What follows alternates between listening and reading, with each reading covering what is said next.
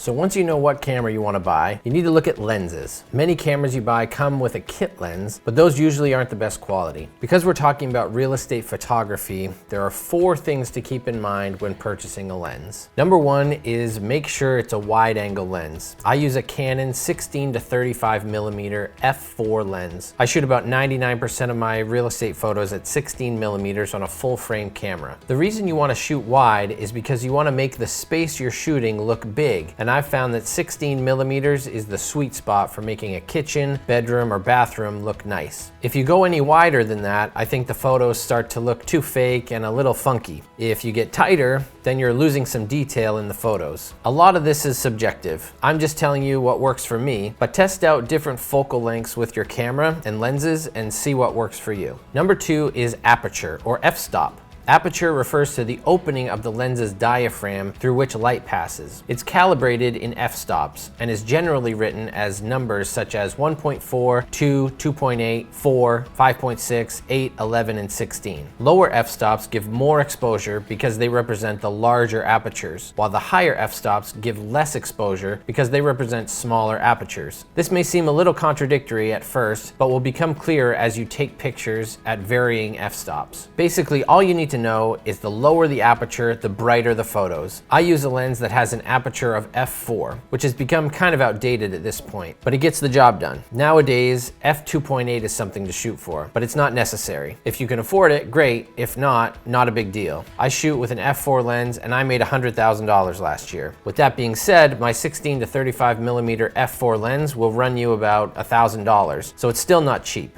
The reason a low aperture is important in real estate photography is some of the homes you shoot will be dark and you want the lens to let in as much light as possible in order to capture as much detail as possible. But a lower aperture creates background blur called bokeh. Typically, you would want background blur when shooting headshots or portraits. You're usually tighter on the subject. In real estate photography, because you're shooting so wide, everything will be in focus most of the time. But be careful, if your focus point is too close to the camera, the rest of the room may become slightly out of focus when you shoot at a low aperture. Try to choose focus points in the middle of the room. Number 3, make sure the lens you buy will fit on your camera. It seems like if you buy a Canon lens for a Canon camera, it would fit no matter what. That is not the case. If you search for a lens on sites like Amazon or B&H, they'll usually provide a list of cameras that lens is compatible with. Just double check before you purchase. Number 4 is price. Yes, price is always a huge factor in a purchase like this. I would suggest buying a lens that will allow you to shoot at 16 millimeters. So if you have a crop sensor camera, find out what the crop factor is and make sure you can get to the equivalent of 16 millimeters. I would also suggest getting at least an f4 aperture in order to get enough light to the sensor in those darker houses. With all of that said, you're probably going to spend at least $1,000 on a lens that will last you a long time and do good work for you. But just like when buying a camera, you can buy used or refurbished, which can save you a whole lot of money, but it's a little more risky. Or you can rent for a while. And I'll give you the same advice as before. Don't go into debt to buy a lens. Be patient and save up. One last tip for buying a lens. In my opinion, the lens is more important than the camera. If you have to choose between an awesome camera and an awesome lens, go for the lens. It will make your photos more crisp and professional. So that's it for lenses. Please reach out with any questions, and remember,